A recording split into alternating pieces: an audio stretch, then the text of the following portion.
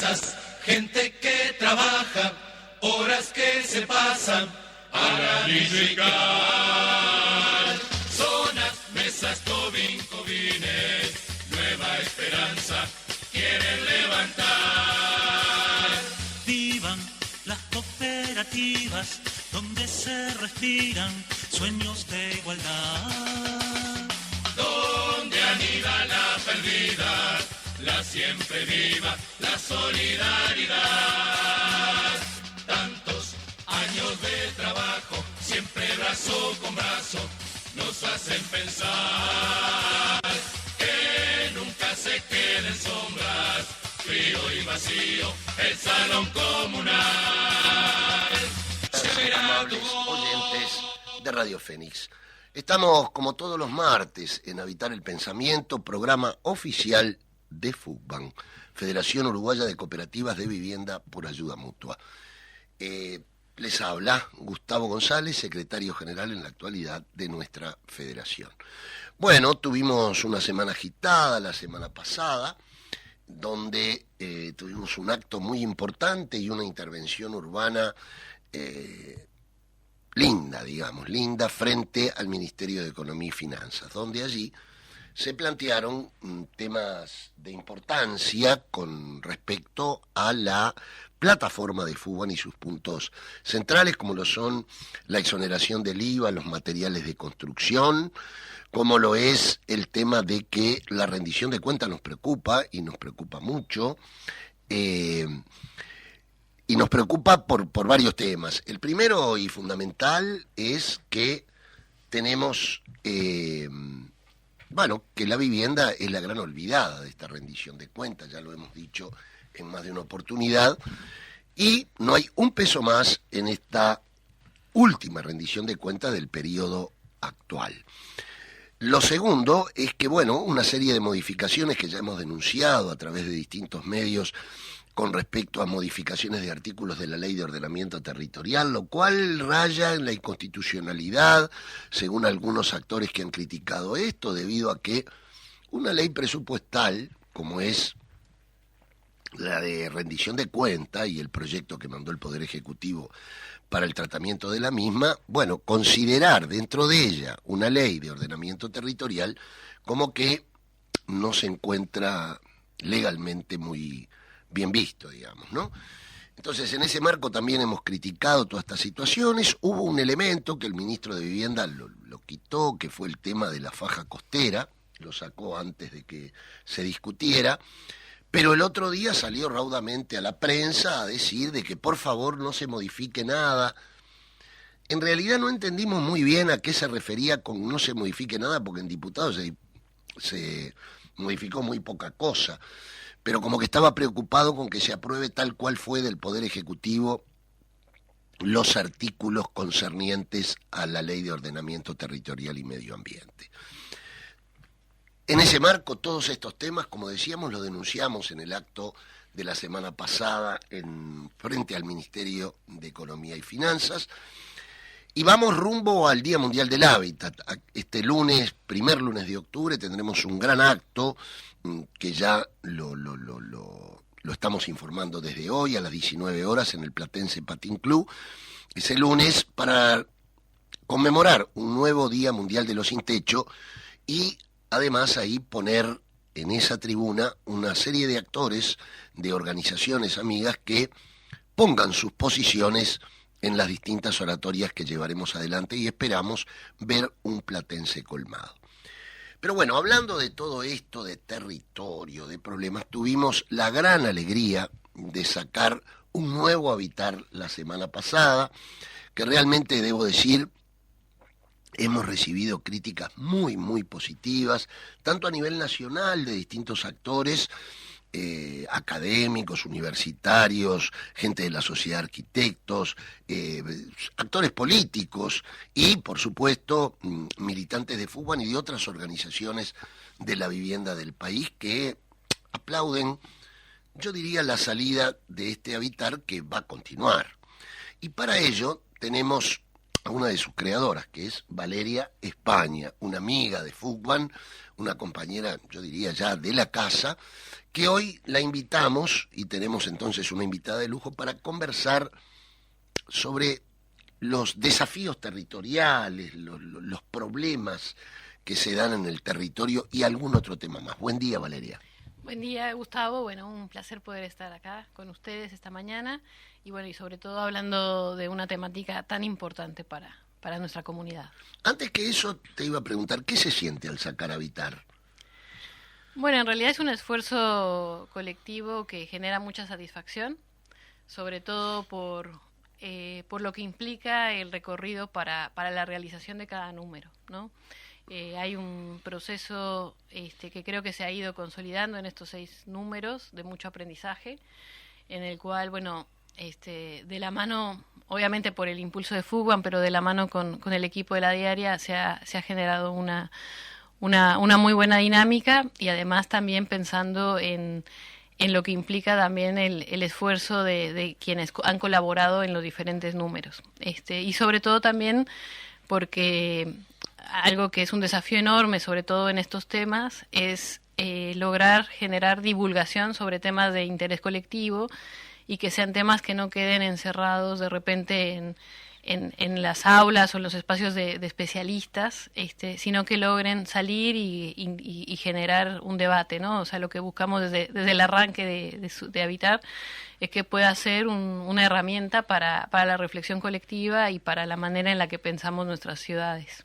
Y que además, en el país, lamentablemente, hay pocos periódicos, suplementos, revistas que traten el tema de hábitat, de territorio, de vivienda en general. Entonces yo creo que seguir con este esfuerzo, porque este ya fue el 6º número, ¿no? Y bueno, ya vamos para el 7º. Exacto. En el mes de diciembre. De diciembre sacaremos el 7º. Pero contanos un poco, porque el tema de hoy es territorio y sus problemas. Bueno, en Habitar hay varios temas al respecto, porque se concentró sobre ese eje. Exactamente. De alguna forma, justamente de repente hacer una primera revisión de lo que implicó el contenido del suplemento en este número nos va a permitir también retomar este concepto de conflictos territoriales que venimos hablando, ¿no? El número lo que buscó fue, por un lado, problematizar los conceptos vinculados al conflicto.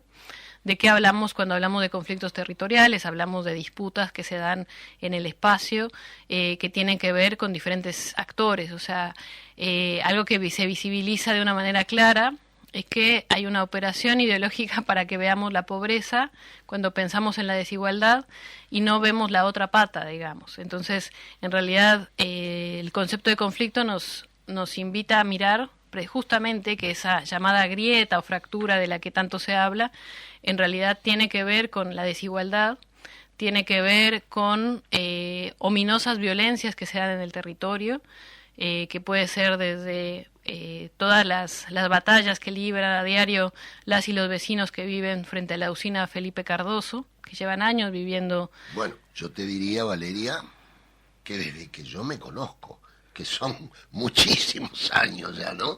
Es terrible eso.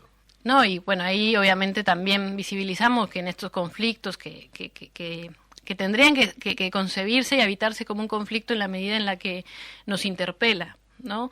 Una realidad cómoda que no se mira, no es conflictiva porque pareciera que está naturalizada. Entonces justamente el concepto de conflicto busca identificar que sí hay una disputa, que no nos conformamos con el mundo en el que habitamos, que no nos conformamos con ciudades que excluyen, que segregan y que de alguna forma van expulsando del territorio a las personas en función obviamente a una distopía que se crea, que es la mercantilización de la vida, la ciudad justamente también como una mercancía, y por lo tanto la idea de conflicto es, bueno, ¿cómo podemos poner el foco en eso que se disputa? En cómo levantamos la voz y ejercemos los derechos, como la protesta, por ejemplo, para denunciar una situación que duele, que violenta.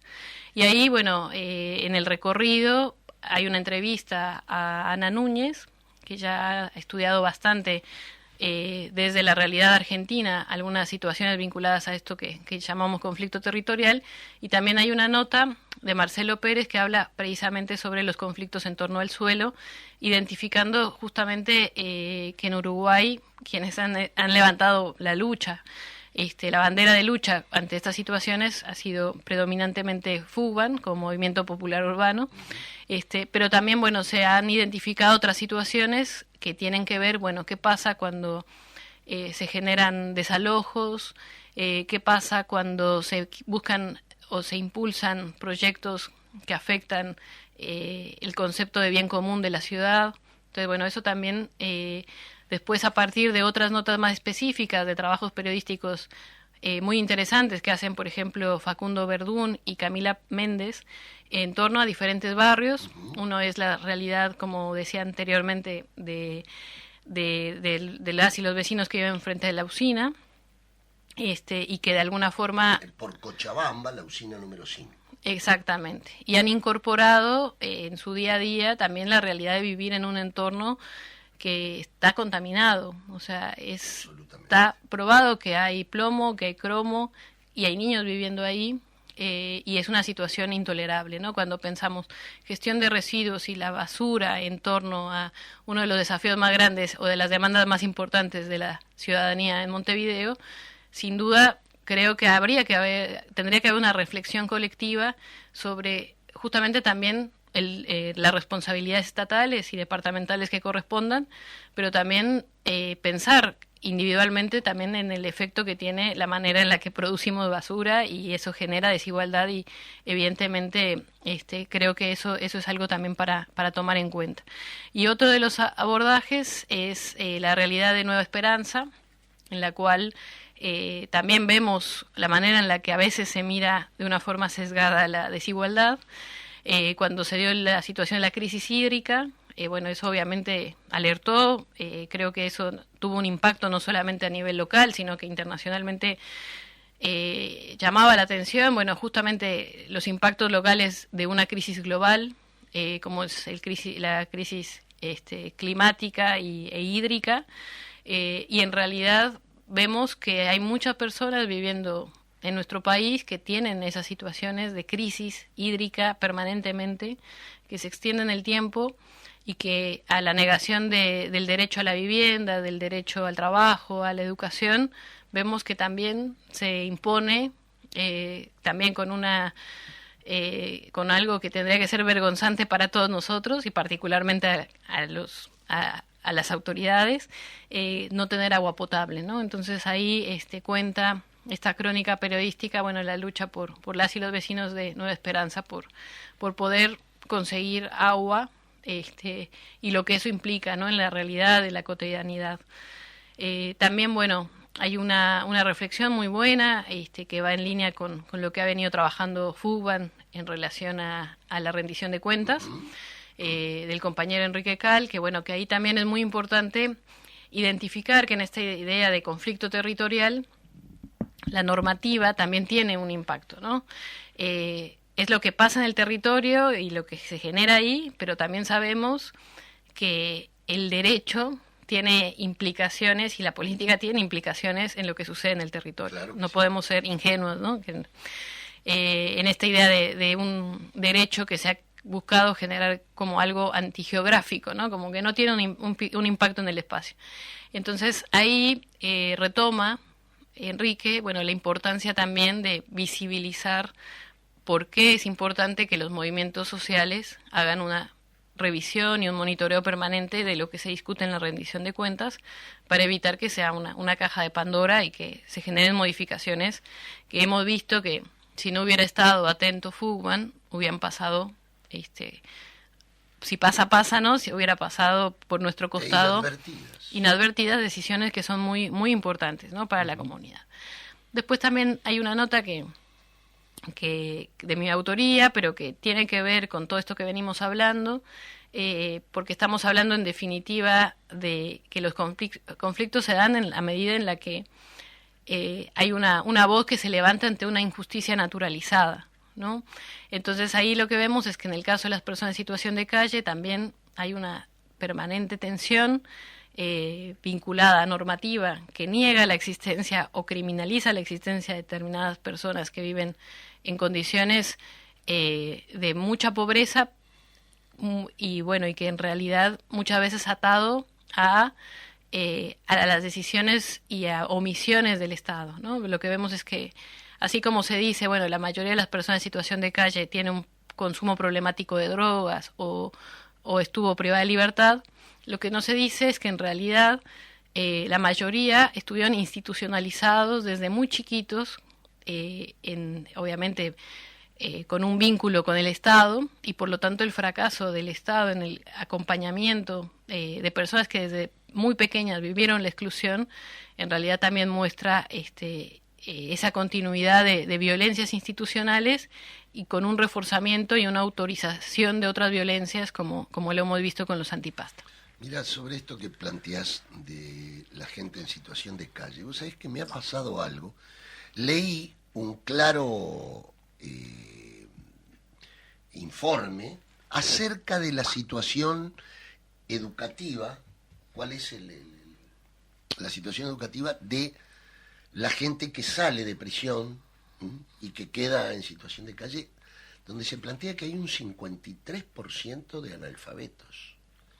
Y vos sabés que cuando se lo comentaba a uruguayas y uruguayos, decían, no puede ser, me decían, ¿no? O sea, como que es una realidad tan oculta, ¿no? Que me decían, pero no puede ser, ¿no? Y sin embargo, es. Y además el estudio también coloca que en su inmensa mayoría nacieron en asentamientos irregulares, se desarrollaron en lugares de extrema pobreza y vulnerabilidad, y bueno, y después la reincidencia, etcétera. ¿Se tiene, Valeria, alguna cifra aproximada del número de gente en situación de calle hoy? Bien, bueno, hubo un reciente censo que planteaba que había habido un aumento significativo y hablaban más o menos en torno a las 4.000 personas en situación de calle. 4.000 personas.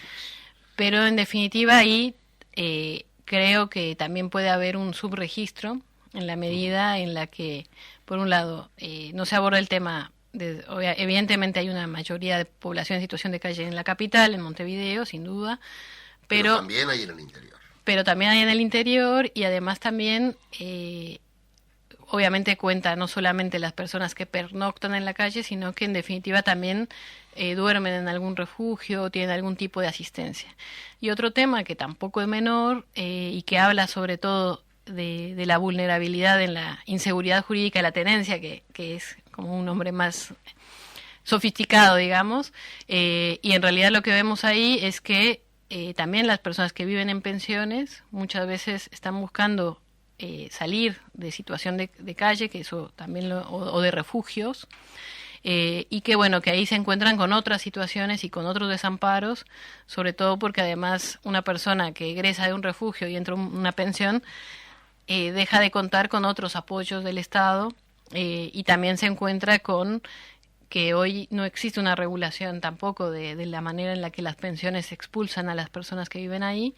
Entonces, bueno, también vemos o las condiciones en las cuales viven en esas pensiones. Claro, entonces estamos hablando de condiciones, estamos hablando de reglas del juego para la expulsión, o sea, no hay un debido proceso cuando se da un desalojo de una pensión, se ejercen violencias y además también hay un lucro ahí que bueno, que no sea denunciado con la contundencia que entendemos que tendría que ser, porque va atado, ¿no? Lo que vemos es que por un lado pareciera algo muy lejano, pero por supuesto que no lo es, que no haya una regulación de los alquileres, eso hace que sea inaccesible para muchas personas en el país poder alquilar. Por otro lado, las pensiones de alguna forma soportan esa demanda de vivienda económica, pero en condiciones de mucha inestabilidad e inseguridad, y a su vez esa inestabilidad e inseguridad también abre paso a que se dé una situación donde las personas que no puedan pagar una pensión terminen en un refugio y que por las condiciones que se dan en los refugios, que son muchas veces donde se ejerce violencia, donde muchas personas en situación de calle comparan la situación de los refugios con la privación de libertad, con Claro. instituciones carcelarias. Entonces, bueno, eso a su vez hace que se rechace el refugio y las personas que terminen pernoctando en la calle. Sabés que el otro día, no recuerdo realmente con quién, pero hablábamos y me informaban que en Finlandia ha habido un estudio que llegó a la conclusión de que lo primero para evitar la gente en situación de calle y que tiene esa situación que tú planteabas es resolverle el problema de la vivienda. Así, como primer tema. No hay nada que le dé estabilidad a esa persona como tener una vivienda inmediatamente, ¿no? Y a partir de ahí, todos los tratamientos habidos y por haber que el Estado deba hacer con respecto a otra cantidad de factores. Pero esto es importante. El otro día participamos por Zoom en un laboratorio urbano que nos invitó la gran amiga urbanista, arquitecta, Raquel Rolnick, extraordinaria compañera brasilera, luchadora de toda la vida, relatora de Naciones Unidas para el Derecho a la Ciudad. Y uno de los problemas es lo que tú mencionabas como eje central. Estuvimos 7 panelistas y había una cantidad de gente de distintos países del mundo escuchando el debate sobre el tema tenencia, que tú lo mencionaste. ¿Cómo estamos en ese tema en este país? Bueno, en realidad existen muchos datos actualizados, de hecho eso lo vamos a ver en el nuevo censo, en relación... Si es que no hay conflicto con los trabajadores del censista, Exacto. porque hoy leí positivamente que se han organizado los trabajadores que han hecho el censo porque tienen múltiples problemas. Pero bueno, esperemos que el censo se termine. Bueno, y obviamente hay que empezar por casa, ¿no? Tendría Claro. Que las autoridades proteger los derechos de los trabajadores que están realizando tan importante labor, que es justamente, bueno, tener alguna actualización y una especie de foto de qué situación estamos, ¿no? Pero bueno, eso en realidad ha ido cambiando en los últimos datos que se tenían de cara, por ejemplo, al debate de la ley de urgente consideración. Se hablaba, bueno, de las formas de tenencia de la vivienda, ¿no? Por un lado, si bien se hablaba que había un porcentaje de 20% más o menos de inquilinos, y bueno, se hablaba después de los niveles de acceso a la propiedad, pero no se hacía una clasificación entre propiedad privada y propiedad colectiva, que eso también era un debate a dar, digamos, en la manera en la que se procesa la información, para saber, bueno, de las personas que acceden a una vivienda, en qué formato lo hacen, si lo hacen a nivel de la clásica adquisición de la perspectiva de la propiedad individual, o son integrantes de alguna cooperativa.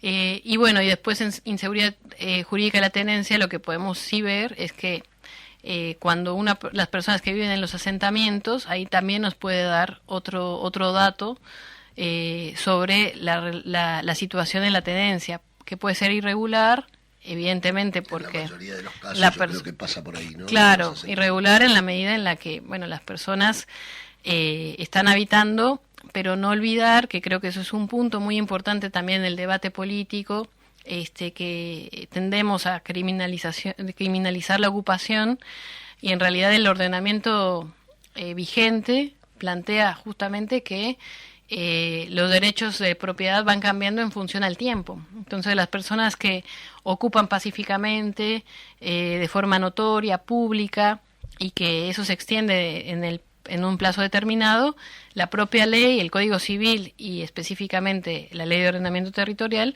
habla de derechos adquiridos, que después se puede hacer una acción de prescripción.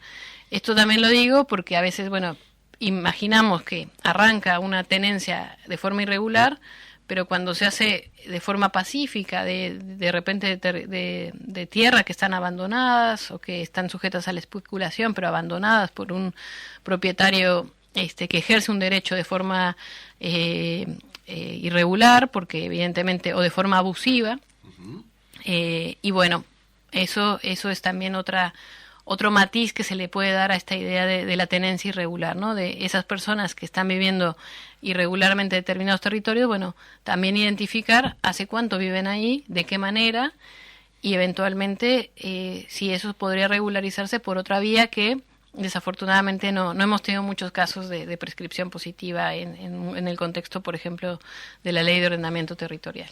Veremos si vamos ahora a una pausa y luego continuamos en Habitar el Pensamiento, programa oficial de FUCBAN, hoy con Valeria España. Continuamos en Habitar el Pensamiento, programa oficial de FUCBAN, hoy con la abogada y catedrática e investigadora y tantas cosas, como es la compañera Valeria España. Ya hablamos del suplemento Habitar, publicación de FUCBAN, que lo saca La Diaria y cuya periódico es responsable, Valeria España, justamente.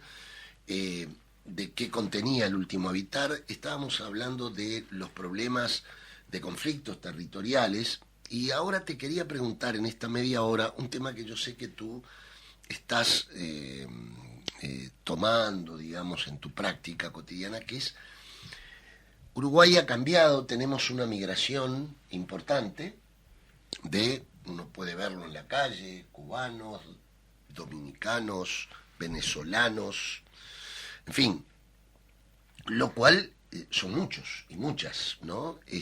Pero bueno, se da una situación particular con ellos. ¿Cuál es la situación del migrante? Que además suele ser una migración pobre, en general, la que viene a Uruguay hoy en día. Bien, bueno, primero que nada, sí, plantear que desde 2019 Uruguay presenta un saldo positivo y no negativo en relación a la migración. Esto quiere decir que sucedía que salían más uruguayos y uruguayas de los migrantes que venían. Eso cambia, se revierte, y a su vez uno de los cambios que se identifican como más notorios es el origen nacional de las personas migrantes, ¿no? Que es un origen latinoamericano y caribeño. Eso plantear, ¿no?, como una primera novedad, que es una buena noticia en la medida en la que también ayuda al país a reconciliarse también con su identidad afro y con su identidad indígena, porque obviamente es una migración diferente a la que de alguna forma estaba más familiarizada la comunidad en Uruguay, que es una migración más bien española, o de la región argentina, brasileña, ¿no? Entonces, bueno, eso también, y con una fuerte identidad de migración europea, ¿no? Como decías, claro. Entonces, bueno, eso como un punto.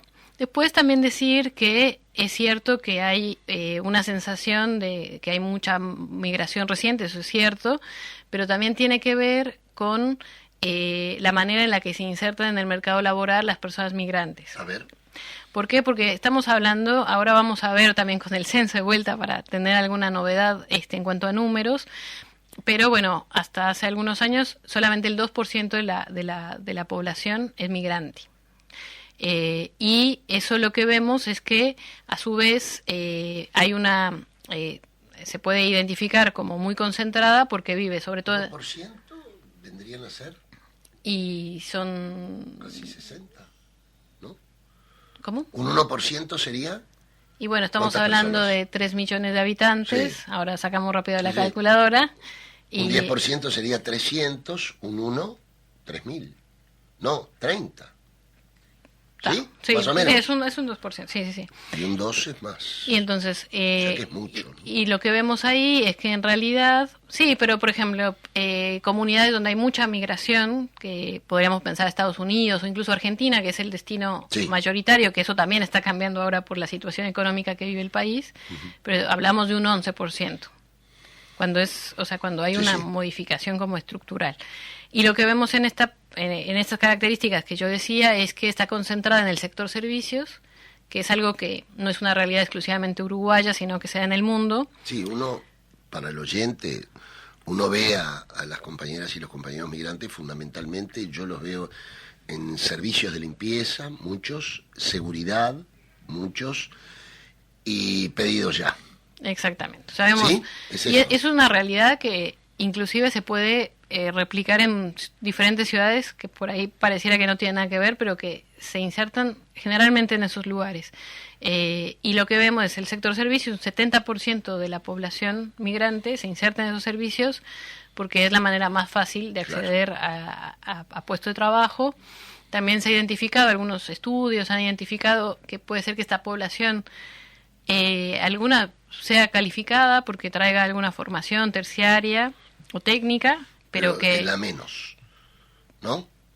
¿Menos porcentaje o no? No necesariamente, el tema es que no se inserta por lo mismo, por el tema de la reválida de conocimientos, claro. por el tema de la manera en la que se inserta. O sea, la realidad de una persona que llega a un país es que quiere trabajar y quiere poder aspirar a otra vida en el nuevo lugar que lo acoge, digamos.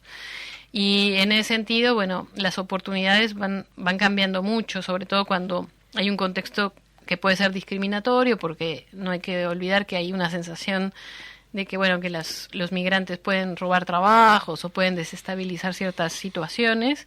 Y en definitiva, muchos estudios han revelado que no, que al contrario, o sea, la migración enriquece los países en la medida en la que, bueno, se insertan en los lugares donde por ahí existe la posibilidad, por ejemplo, de pleno empleo, o pueden enriquecer otras áreas del conocimiento. Pero en definitiva, bueno, cuando esa migración no encuentra un lugar donde estar, es donde se empiezan a generar otras tensiones, ¿no? Sumado a esto, también creo que está bueno plantear que existe también puede existir, a propósito de algo que se ha negado históricamente del país y que cuesta sacarlo a la luz, que es el racismo estructural que existe en nuestra sociedad, y que eso de alguna manera es en el habitar pasado, había un estudio muy interesante de Orlando Rivero donde planteaba que esta segregación territorial de la que hablamos permanentemente, también hay una segregación racial en los territorios, en la vivienda, y por lo tanto vemos que las exclusiones de personas afro-uruguayas, también, bueno, la viven las personas afromigrantes, ¿no? Entonces ahí sí, con esto que vos traías sobre la situación de vulnerabilidad o pobreza que se puede encontrar, hemos visto que sí, que efectivamente también se han dado situaciones en el territorio donde las personas migrantes que llegaron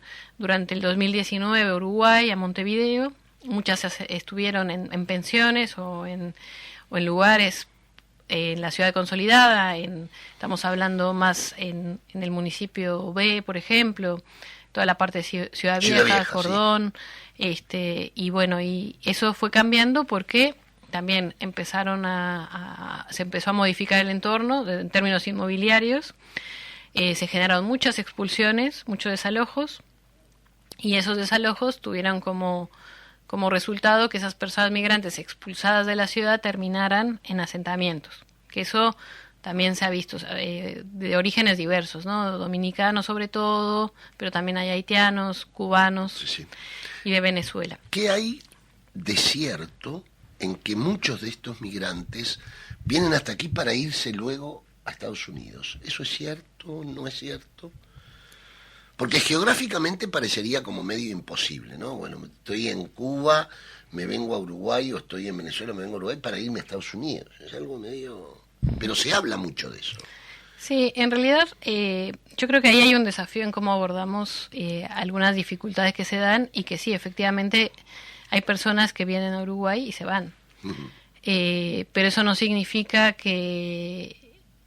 en realidad nos concentramos en los motivos por los que la persona, no nos concentramos en los motivos por los que la persona se va, sino con esta idea de, bueno, nos utilizaron como un trampolín, como un trampolín o lo que sea. Y en realidad pienso que pero si así lo hicieran, ¿cuál es el problema? ¿Cuál es el problema? Sin duda. Eso sin duda. Pero además, yo creo que doblando un poco o redoblando un poco la apuesta, es pensar por qué las personas vienen a Uruguay y por qué se van. Y en definitiva eso habla de la política migratoria que hay en Uruguay. O sea, no hay una política migratoria con perspectiva de derechos, no hay una política migratoria que de alguna manera reconozca esta idea del país de puertas abiertas, donde muchas veces también desde el desconocimiento se piensa que tienen todas las posibilidades o se le da a los migrantes muchas facilidades y en definitiva no es así. Por ejemplo, ¿qué casos? ¿En qué no? ¿En qué no tienen derechos? Bueno, en realidad lo que vemos es cuando las personas llegan a Uruguay, la ausencia de política en perspectiva de derechos es que la regularización migratoria tarda, sobre todo para ciertos orígenes nacionales. Uh-huh. Yo creo que uno de los orígenes nacionales más castigados es Cuba. O sea, los cubanos padecen de alguna forma una persecución múltiple y ahora lo vemos claramente con la manera en la que, bueno, muchos cubanos para poder venir a Uruguay, todos los cubanos para poder venir a Uruguay precisan una visa. Uh-huh. Esa visa presenta dificultades por varias razones. Una de ellas es porque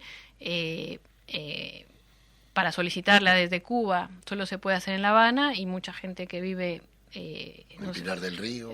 No es tan fácil llegar a la capital cubana, digamos. Entonces tienen muchas dificultades para acceder, los costos también son otra dificultad.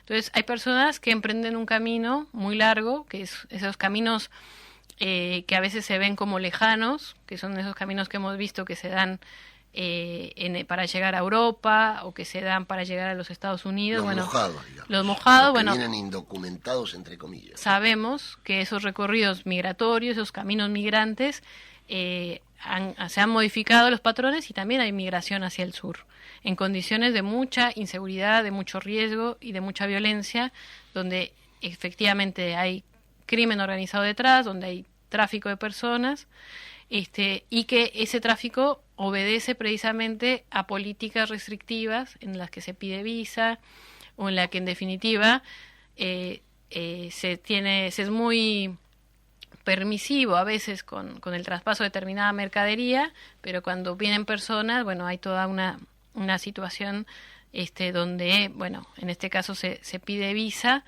Muchas personas cubanas pedían refugio y lo que genera es que, por un lado, el refugio no va a llegar, porque había una convicción de que no iba a ser así, y por otro lado, la visa, para poder acceder, tienen que salir del país nuevamente y hacer el trámite como corresponde. Entonces, bueno, ahí tenemos un primer punto que es bastante enredado para quienes nos escuchan por primera vez. Claro. Por eso vemos que es difícil, y lo que vemos es que hay personas cubanas que quieren venir a Uruguay, trabajar, vivir acá, y que, bueno, ahí enfrentan una discriminación institucional y a su vez también por la propia realidad que vive Cuba, también han enfrentado algunas situaciones de xenofobia, que en definitiva creo que ahí es un desafío enorme para las izquierdas poder no reproducir violencia hacia ninguna persona, más allá de la identidad o de la ideología que cada uno profese. Me parece que es importante el respeto, y sobre todo además subrayar que muchas de las personas cubanas que vienen lo hacen por un tema económico. La mayoría, y están buscando, como lo haríamos todas y todos, para vivir mejor, que nuestros hijos puedan tener otras condiciones, que puedan manifestarse libremente en la calle, que puedan tener alimento, educación, vivienda, que son dificultades que también tenemos en Uruguay sin duda. Claro.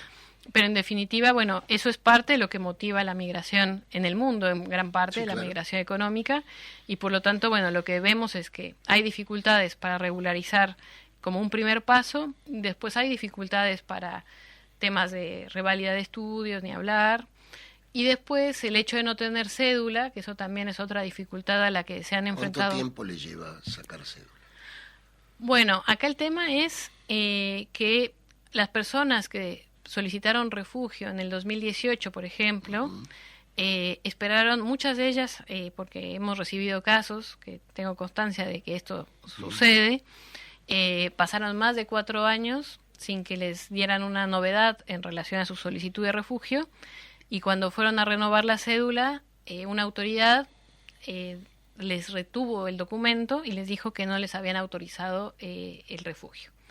Con lo cual, las personas se quedan sin cédula y en una situación migratoria indefinida, en la cual el propio Estado genera esta indocumentación de la que hablabas, ¿no? Claro. Entonces, en realidad, en lugar de ir hacia posiciones donde el Estado quita documentos, tendríamos que ir hacia exactamente lo contrario, es decir, una amnistía en términos de documentación migratoria, donde todas las personas que por alguna razón no tienen hoy su cédula de identidad en Uruguay y viven en Uruguay puedan acceder a ella. Al Estado, por supuesto, que le conviene tener conocimiento de las personas que están viviendo en Uruguay, y a su vez eso da garantías para todas las partes, porque también otra de las situaciones que hemos visto es que el problema no es las personas migrantes que estamos contando y sus dificultades, sino también qué sucede en torno a esa vulneración de derechos previa. Hay muchas situaciones de explotación laboral, se ha visto y se había documentado, por ejemplo, en la zona del Santoral, en Canelones, que había explotación de trabajadores cubanos, con el tema de por ejemplo, un pin de limón, que se le paga de forma diferencial al trabajador nacional que al trabajador claro. migrante.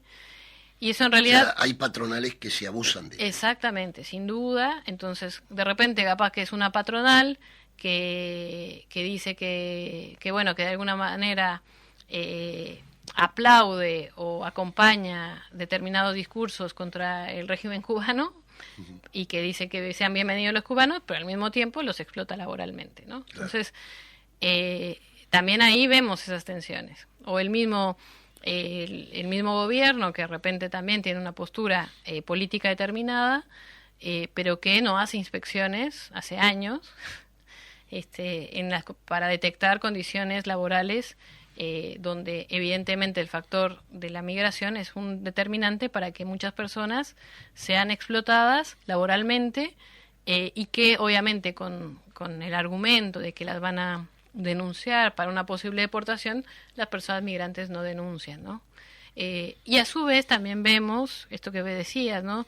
En el trabajo 4.0, o sea, las plataformas, el trabajo en plataformas, también vemos que hay una gran cantidad de trabajadores migrantes insertos ahí, por la posibilidad de lo inmediato, de tener un celular y poder tratar de acceder a ese régimen, donde se niega la dependencia, porque se habla de colaboradores, que es un poco la manera que han utilizado en todo el mundo para explotar trabajadores a tracción a sangre, estas plataformas, y que bueno, que ahí vemos también que si el movimiento de trabajadores no logra incorporar a los trabajadores migrantes de una manera mucho más sostenida, quedan mucho más vulnerables. Quedan vulnerables y además desconocen una realidad, y es que tenemos que volver a aquellos tiempos donde los trabajadores y las trabajadoras somos, independientemente de nuestro origen nacional, y que incluso las empresas lo saben muy bien, porque hay empresas que están en todo el mundo, desarrollan las mismas prácticas opresivas, y donde los trabajadores evidentemente son de diversos orígenes nacionales también. Bien. Bueno, entonces hablamos de problemas de territorio, hablamos de problemas de migrantes. Uno de los temas que tú has abordado en más de una oportunidad es el tema del derecho a la ciudad. Y en ese marco hemos visto en los últimos tiempos, por lo menos se nota, una gran ofensiva hacia la institucionalidad, por decirlo de alguna manera, de los barrios privados, ¿no? Yo leía las perspectivas del mercado inmobiliario y se habla de que se está construyendo mucho monoambiente, barrios privados fundamentalmente, ¿no? Es decir, vemos lo que implica Más Colonia, en el departamento de Colonia, vemos ahora esto en Maldonado, etcétera. ¿Cómo lo ves este tema, Valeria, de los barrios privados? ¿Se va a seguir incrementando? ¿Es la apuesta del gran capital inmobiliario? Bueno, sin duda estábamos hablando de segregaciones territoriales también, ¿no? Esa es otra forma de segregación territorial, donde evidentemente también vemos esas contradicciones, digamos, del propio sistema, en la cual muchos barrios privados, para poder asentarse donde están, en realidad tuvieron algunas veces acceso a modificaciones en relación al tipo de uso de suelo que se daba a el lugar donde se asientan, y que de repente hay conflictos, hay disputas, hay movilizaciones por parte de muchas personas de comunidades que viven en determinados barrios y no logran esa flexibilidad en el cambio de tipo de uso de suelo, que sí vemos en los barrios privados, donde a su vez también en esas geografías segregadas, donde está apostando justamente el mercado inmobiliario, también vemos que se dan otras situaciones que conectan con lo que veníamos hablando sobre explotación laboral, porque hemos recibido situaciones de trabajadoras migrantes en San Nicolás, por ejemplo, que se encuentran en una situación de semi-esclavitud, trabajando como trabajadoras domésticas, y donde en su momento, bueno, no se hicieron inspecciones del trabajo, porque, bueno, se alega cómo y en qué contexto se va a hacer una inspección de trabajo en un barrio privado, como si hubiera una excepcionalidad territorial en ese espacio, ¿no? En ese espacio que se crea. Se crea y crea subjetividad y crea una forma de vivir separada del resto, donde da la espalda a algo que me parece que tendría que ser muy muy caro para nosotros, que es lo común, esto que habla y que yo siempre traigo de Amparo Menéndez, de cómo construimos comunidad, y cómo el encuentro con el extraño tiene que ser un momento no de peligro, de riesgo, sino un momento de comunión en la medida en la que construimos juntos, ¿no?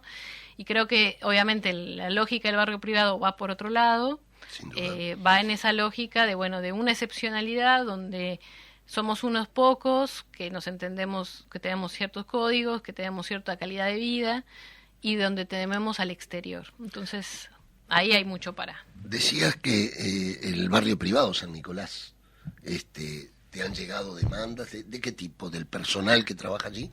Claro, situaciones donde es muy difícil también constatar de vuelta cuáles son las situaciones, porque son muchas veces que de boca en boca una trabajadora, una mujer migrante que llegó directamente a ese barrio privado, donde su referencia de lo que es el 1 de mayo es lo que le diga la empleadora, claro, o el empleador, que puede ser por ahí decirle que ese día se trabaja, en realidad tiene pocas posibilidades de contrarrestar lo que le dice.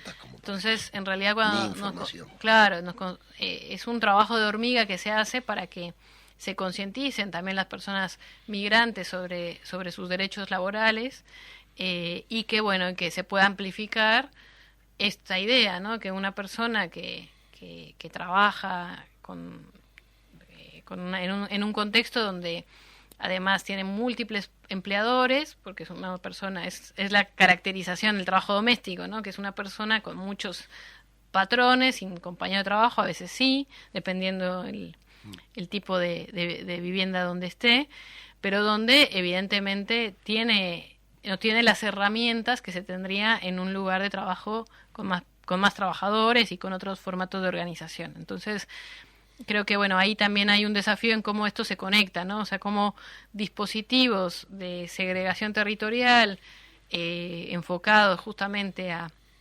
generar guetos, también a su vez internamente reproducen violencias y exclusiones de otro tipo. Entonces vemos estas maneras en la que se va construyendo una ciudad que no es la que soñamos, evidentemente, claro, sino es una ciudad donde hay barrios segregados del resto, donde a veces para acceder a determinados bienes y servicios lo hacen de una manera muy rápida, a diferencia de otros barrios cercanos. Hay que pensar Villa Aeroparque, que es colindante a La Tabona, por ejemplo. Es un ejemplo muy claro de estas contradicciones que existen territorialmente y que evidentemente tendría que preocupar que una de las cuentas o de las valoraciones políticas que se estén haciendo ahora desde las intendencias sea apoyar este tipo de proyectos por una veta electoral y no sea desestimarlos por los impactos que eso tiene, obviamente, en la manera en la que construimos ciudad y en la manera en la que entendemos la convivencia. Bien, una pregunta que me quedó del tema anterior de migrantes. Valeria, se ve que la migración, con la cual contamos hoy, ¿hay alguna perspectiva de cómo va a suceder de aquí al futuro? ¿Va a seguir aumentando? ¿No? ¿Hay algún estudio de eso o nada? Bueno, la mirada prospectiva de la migración Sí. es compleja. En realidad, sí es cierto que entre los éxodos más masivos que ha habido en los últimos años, junto con la población de Siria, son los venezolanos. O sea, estamos hablando ya de más de 6 millones Sí. y que de alguna forma es una migración que evidentemente también está llegando a toda la región, ¿no? Más allá de que haya destinos extracontinentales, pero que en definitiva la región recibe muchos migrantes. Entonces, eso hace que sea difícil pensar cuántas personas puedan llegar. De vuelta, insisto, puede haber una política migratoria que se conforme pensando en eso, en poder ser un país que reciba migrantes, y que eso podría implicar que hubiera un aumento de migración, pero un aumento de migración pensada en un país donde integra, un país que de alguna forma genera condiciones para que las personas migrantes que llegan puedan vivir adecuadamente, y visibilizar que eso no compite, digamos, con la población local, sino que al contrario mejora de forma horizontal las condiciones de vida de las personas migrantes y de las personas locales, obviamente. Y bueno, y en ese sentido ahí variaría mucho, ¿no? Si hubiera una política pensada en poder recibir más migrantes, o también políticas que a veces también generan los estados. Hay que pensar nada más y nada menos que en los últimos años Gran Bretaña hizo un giro enorme con un primer ministro de orígenes migrantes, paradójicamente, donde se impulsó la primera cárcel de migrantes flotante. Qué horrible. Un barco que antes era para trata de esclavos, se reeditó para migrantes, y donde también hay políticas restrictivas para que las personas que llegan a Gran Bretaña sea muy limitado, ¿no?, el número. Entonces hay una política ahí de cerrar literalmente las fronteras y no expandir los horizontes. Creo que Uruguay tiene las condiciones, incluso demográficamente también se ha planteado, de poder generar condiciones para que vengan migrantes jóvenes, no desde una perspectiva utilitaria, sino desde una perspectiva de crecimiento paritario, de crecimiento compartido, donde evidentemente puede ser un país sin duda, Uruguay, donde muchas personas puedan renacer en el sentido en el que puedan proyectar su vida acá y, bueno, evidentemente formar parte de esta comunidad y ser orientales, ¿no? Muy bien. Valeria, te agradecemos mucho el haber estado, y ya sabes que estás en tu casa, te vamos a seguir invitando. Bueno, muchísimas gracias y que tengan buena jornada hoy. Bien, y antes de irnos, tenemos que decir que el jueves pasado presentamos, y somos uno de los firmantes, frente a la Corte Electoral, la solicitud para llevar adelante el plebiscito por 3 puntos contra la reforma jubilatoria. Esperamos que una semana, 10 días máximo, conteste la Corte Electoral y podamos lanzar ya la campaña para que se logre las 300.000 firmas que queremos llegar, 320.000 para más seguridad, porque siempre hay firmas que se pueden vetar porque fueron mal hechas o falta documentación. Y bueno, el país cambia, la agenda cambia, y la agenda la cambió el movimiento popular. Nos vemos el martes que viene. Recuerden, el 2 haremos un gran acto en el Platense por el Día Mundial de los Sin Techo.